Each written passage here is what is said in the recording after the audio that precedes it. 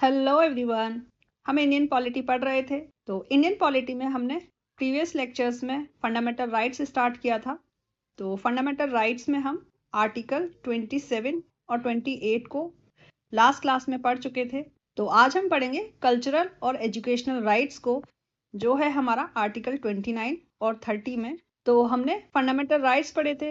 तो fundamental rights में total हमको 6 राइट्स दिए गए हैं। तो आर्टिकल 14 से लेके 18 तक राइट टू इक्वेलिटी है, ये हम कवर कर चुके हैं। देन आर्टिकल 19 से 22 तक राइट टू फ्रीडम है, ये भी हम कवर कर चुके हैं। देन राइट अगेंस्ट एक्सप्लॉयटेशन हमने पढ़ा था, जो हमारा आर्टिकल 23 और आर्टिकल 24 था। तो ये भी हमारा कवर हो चुका था। देन हमने पढ़ा था right to freedom of religion, तो वो हमारा आर्टिकल 25 से लेके 28 तक था, और ये हमने प्रीवियस लेक्चर में कवर कर चुके थे इसको, right to freedom of religion. तो आज हम स्टार्ट करेंगे कल्चरल एंड एजुकेशनल राइट्स को, जो हमारा आर्टिकल 29 और आर्टिकल 30 है। तो स्टार्ट करते हैं आर्टिकल 29 से। तो आर्टिकल 29 बोलता है any section of citizen residing in any part of India having distinct language, script और culture of its own shall have right to conserve the same through educational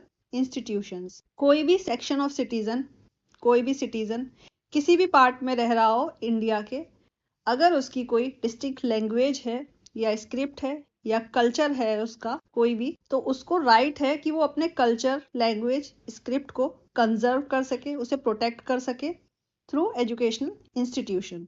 यानी कि कंजर्व, प्रोटेक्ट अगर करेंगे हम किसी भी स्क्रिप्ट, लैंग्वेज और culture को, तो किसके थ्रू करेंगे?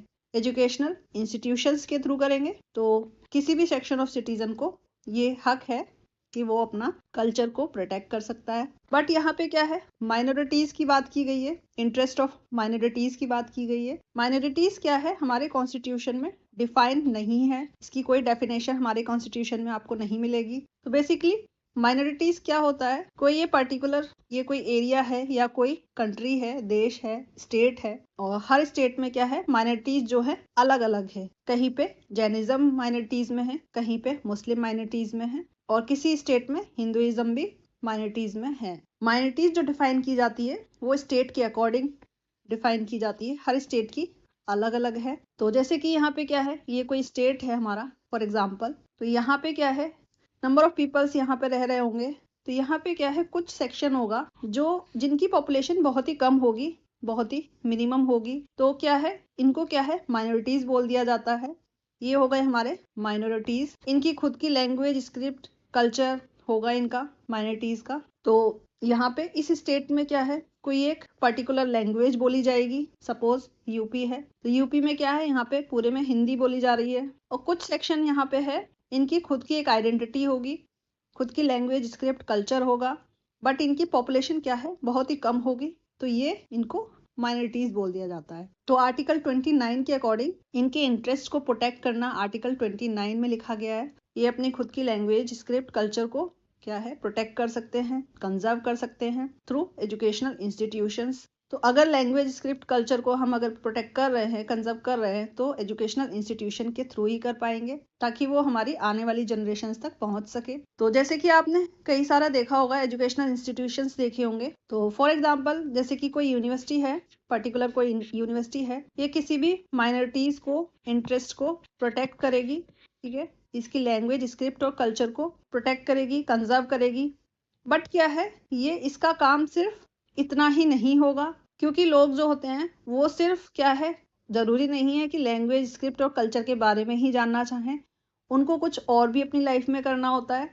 तो जैसे कि किसी को इंजीनियरिंग करनी है, किसी को डॉक्टरेट करनी है, तो क्या है, इन एजुकेशनल इंस्टीट्यूशन में लैंग्वेज, स्क्रिप्ट और कल्चर को कंजर्व करने के साथ साथ क्या है, कुछ अदर डिग्रीज भी दी जाती हैं स्टूडेंट्स को, ताकि वो अपने कैरियर में अच्छा कर सके, अपना फ्यूचर सिक्योर कर सके, और साथ ही साथ कल्चर को भी जान सके, उसको भी कंजर्व कर सके, और उसको क्या है, आगे जनरेशन तक ले जा सके। तो यहाँ पे आर्टिकल 29 है, इंटरेस्ट ऑफ माइनॉरिटीज को प्रोटेक्ट करता है, कंजर्व करता है, जिसको अगर किसी की डिस्टिंक्ट लैंग्वेज हो या स्क्रिप्ट हो या फिर कल्चर हो। और ये लैंग्वेज, स्क्रिप्ट और कल्चर क्या है, किसी भी सेक्शन ऑफ सिटीजन की हो, ऐसा नहीं है कि कुछ पर्टिकुलर सेक्शन ऑफ सिटीजन हैं उन्हीं को क्या है कंजर्व किया जाएगा। नहीं, ऐसा नहीं है, ये किसी भी सेक्शन के लिए अप्लाई करते हैं। नहीं, ये हर सेक्शन के लिए अप्लाई करता है।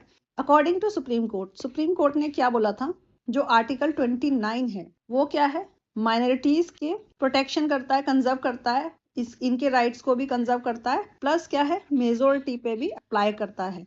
जो 29 है माइनॉरिटीज पे भी अप्लाई करता है, प्लस मेजोरिटी पे भी अप्लाई कर सकता है। यहाँ पे कंजर्व प्रोटेक्शन की बात की गई है, तो माइनॉरिटीज के भी प्रोटेक्शन की जाएगी, यहाँ पे इंटरेस्ट ऑफ माइनॉरिटीज भी प्रोटेक्शन की जाएगी। देन मेजोरिटी जो है, majority of section of citizens, उनको भी प्रोटेक्शन मिलेगी, उनके भी इंटरेस्ट को यहाँ पे प्रोटेक्ट किया जाएगा अकॉर्डिंग टू आर्टिकल 29। ऐसा सुप्रीम कोर्ट ने बोला था। देन यहाँ पे क्या है, आर्टिकल 29 जो है वहाँ पे दो तरह की माइनॉरिटीज देखी जाती हैं। तो दो तरह की माइनॉरिटीज में क्या होता है, एक रिलीजियस माइनॉरिटीज होती हैं और एक लिंग्विस्टिक माइनॉरिटीज होती हैं। तो रिलीजियस माइनॉरिटीज में क्या होता है, पर्टिकुलर रिलीजियस सेक्शन होता है जो माइनॉरिटीज में होता है किसी भी स्टेट में। ये स्टेट है, यहाँ एक पर्टिकुलर सेक्शन है रिलीजियस सेक्शन, जो क्या है बहुत ही कम है जिनकी पॉपुलेशन, तो ये रिलीजियस माइनॉरिटीज हो गया है।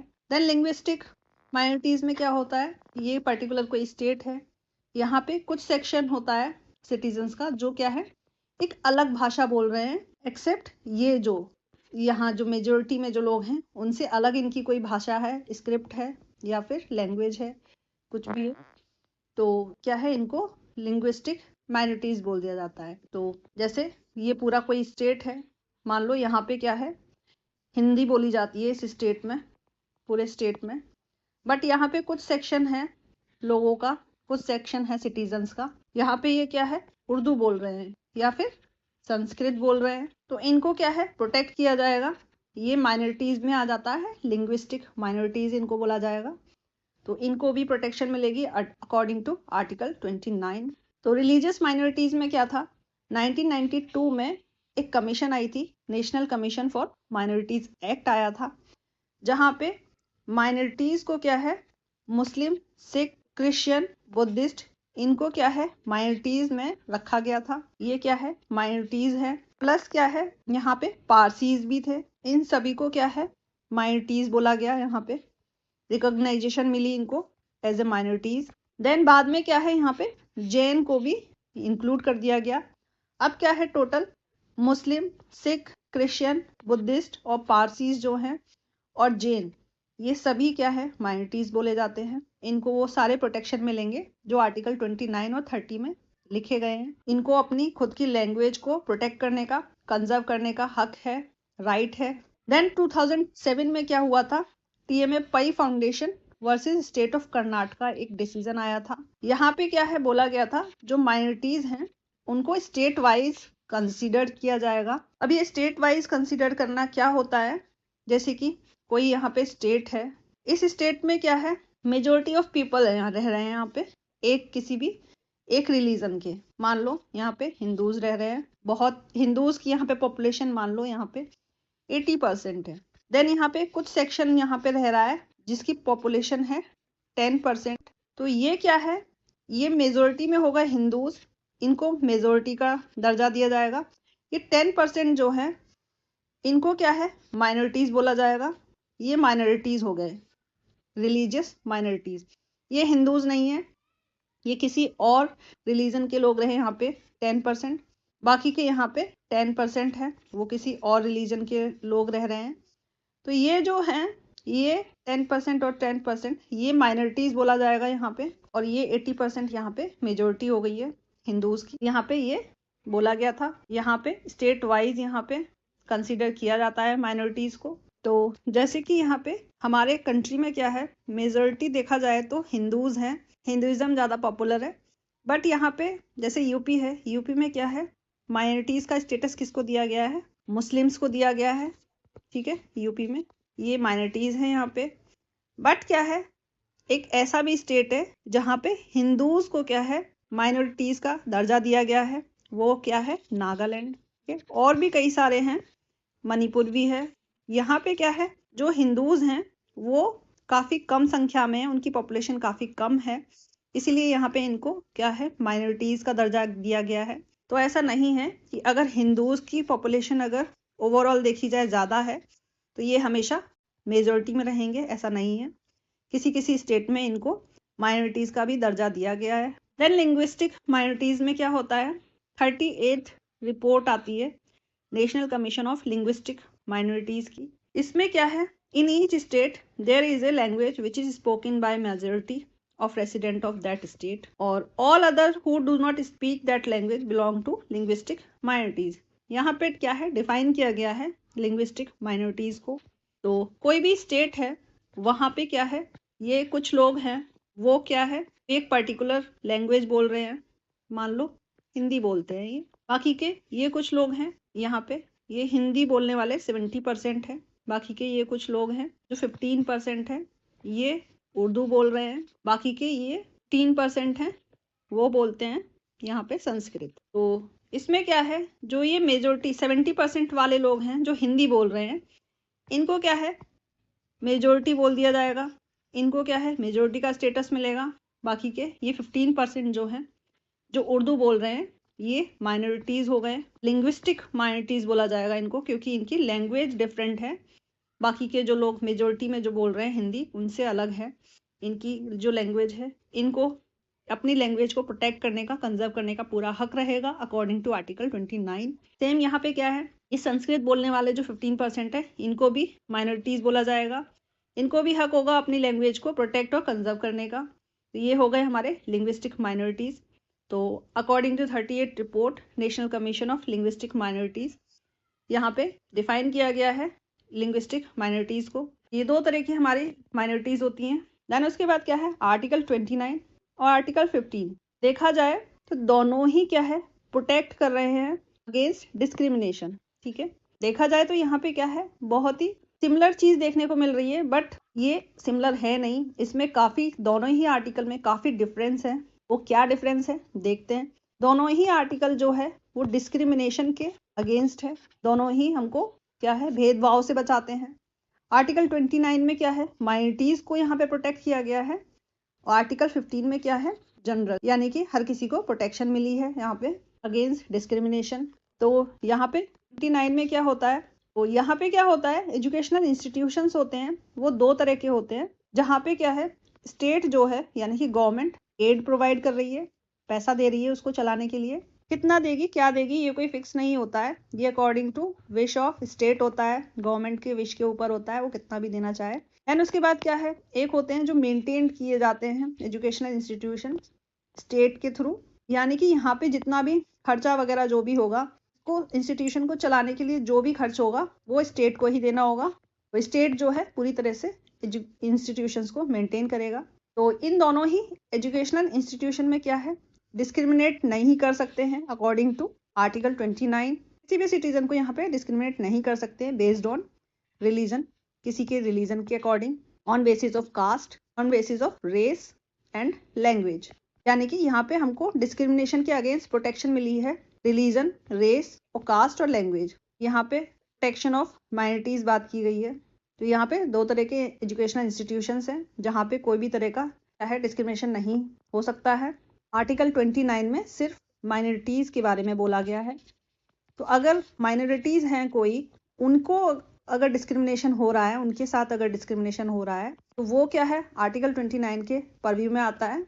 और अगर कोई माइनॉरिटी नहीं है, मेजॉरिटी का है कोई भी सिटीजन, वो क्या है आर्टिकल 15 के अंडर वो आता है, उसको क्या है हम प्रोटेक्शन दे सकते हैं अकॉर्डिंग टू आर्टिकल 15 जो हमारा फंडामेंटल राइट है। आर्टिकल 15 में क्या है, यहाँ पे क्या है डिस्क्रिमिनेशन नहीं कर सकते हैं on grounds of only race, caste, religion, sex और प्लेस ऑफ बर्थ। तो यहाँ पे आपने देखा होगा कि डिस्क्रिमिनेशन का जो क्राइटेरिया है यहाँ 29 में अलग है और 15 में अलग है। यहाँ पे देखो प्लेस ऑफ बर्थ के अकॉर्डिंग और सेक्स के अकॉर्डिंग, यानी कि जेंडर के अकॉर्डिंग, मेल है या फीमेल है, ये डिस्क्रिमिनेशन भी नहीं कर सकते हैं। और जबकि आर्टिकल 29 में ऐसा कुछ नहीं है, आप कहाँ प्लेस ऑफ बर्थ है आपकी, आपका जेंडर क्या है, कोई मतलब नहीं है उनको यहाँ पे। बट आर्टिकल 15 में ऐसा है, वहाँ पे आपको क्या है वाइडर स्कोप मिलता है डिस्क्रिमिनेशन को प्रोटेक्ट करने का। तो आर्टिकल 15 में क्या है लगभग हर तरह का आपको डिस्क्रिमिनेशन से बचाया गया है, प्रोटेक्शन मिली है। तो ओवरऑल कहने का मतलब ये है कि आपको जो डिस्क्रिमिनेशन के ग्राउंड्स हैं आर्टिकल 29 में अलग मिलेंगे और आर्टिकल 15 में अलग मिलेंगे। यहाँ भाषा के हिसाब से भी आर्टिकल 29 में क्या है, भाषा के हिसाब से डिस्क्रिमिनेट नहीं कर सकते हैं, जबकि आर्टिकल 15 में ऐसा नहीं है, क्योंकि यहाँ पे माइनॉरिटीज़ की बात नहीं की गई है। यहाँ पे मेजोरिटी यानी कि जनरल हर किसी की बात की गई है। हर किसी में क्या है, मेजोरिटी प्लस माइनॉरिटी दोनों आ जाते हैं। आर्टिकल 29 में क्या है, सिर्फ माइनॉरिटीज़ आते हैं, वहाँ मेजोरिटी की बात नहीं की गई है। देन उसके बाद क्या है, आर्टिकल 29 जो है वो प्रोटेक्ट करता है सिटीजन को from specific type of discrimination. कुछ स्पेसिफिक डिस्क्रिमिनेशन होते हैं माइनॉरिटीज़ के अगेंस्ट, उनको यहाँ पर प्रोटेक्ट किया गया है, जैसे कि denial of educational institutions. Article 29 के अकॉर्डिंग किसी भी माइनॉरिटी को किसी भी एजुकेशनल इंस्टीट्यूशन में डिनाइल नहीं कर सकते हैं एडमिशन लेने से। यहाँ पे क्या है, आर्टिकल 15 में प्रोटेक्ट करते हैं सिटीजन को discrimination by state in general. यहाँ पे क्या है, गवर्नमेंट यानी कि स्टेट से प्रोटेक्शन मिल रही है हमको इन जनरल, हर किसी को। यहाँ पे सारे सिटीजन्स की बात की गई है, जबकि आर्टिकल 29 में सिर्फ माइनॉरिटीज़ की बात की गई है। यहाँ पे माइनॉरिटीज़ को किसी भी एजुकेशनल इंस्टीट्यूशन में एडमिशन अगर कोई डिनाइल करता है तो वो एक क्राइम होगा और आर्टिकल 29 के अंडर आता है वो। तो यहाँ पे आर्टिकल 29 में सिटीजन्स को प्रोटेक्शन मिली है डिस्क्रिमिनेशन बाय स्टेट, यानी कि स्टेट भी डिस्क्रिमिनेट नहीं कर सकता है, प्लस प्राइवेट एजुकेशनल इंस्टीट्यूशंस भी यहाँ पे डिस्क्रिमिनेट नहीं कर सकता है जो स्टेट से ग्रांट रिसीव कर रहे हैं, यानी कि state plus private educational institutions, ये दोनों ही यहाँ पे क्या है, डिस्क्रिमिनेट नहीं कर सकते हैं। प्राइवेट इंस्टीट्यूशंस में भी क्या होता है, जो जिनको गवर्नमेंट से ग्रांट मिल रही है वो भी डिस्क्रिमिनेट नहीं कर सकते हैं आर्टिकल 29 के अकॉर्डिंग। जबकि यहाँ पे आर्टिकल 15 में क्या है, प्रोटेक्ट किया गया है सिटीजन्स को डिस्क्रिमिनेशन बाय स्टेट। यहाँ सिर्फ स्टेट की बात की गई है, इंस्टीट्यूशंस की कोई बात नहीं की गई है। यहाँ सिर्फ प्रोटेक्शन अगेंस्ट स्टेट मिलता है हमको, जबकि आर्टिकल 29 में स्टेट और प्राइवेट इंस्टीट्यूशन दोनों के अगेंस्ट डिस्क्रिमिनेशन से प्रोटेक्शन मिलती है। तो ये हमारा आर्टिकल 29 था। वो आर्टिकल 29 हमारा कवर हो चुका है। तो नेक्स्ट लेक्चर में क्या है, आर्टिकल 30 को हम कवर करेंगे। तो आर्टिकल 30 क्या है हमारा, राइट ऑफ माइनॉरिटीज़।